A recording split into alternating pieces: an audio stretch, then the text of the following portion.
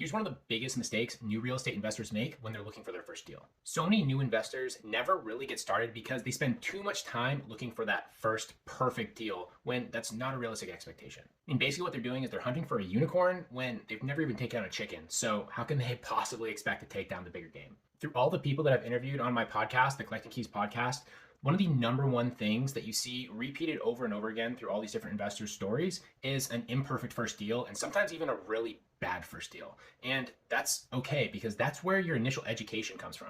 So one of the main pieces of advice I always give new investors is stop looking for that perfect deal, find a deal that's good enough and just jump in. Like seriously, even if you work a ton and you only make a tiny bit of money, but you got a huge education, that's absolutely worth it. So if you find yourself stuck in those initial first steps, just remember that taking big action is much more important than taking perfect action. So get out there, get started, and if you just start working, I promise success will eventually come your way. Follow Mike_Invest for more business and real estate tips.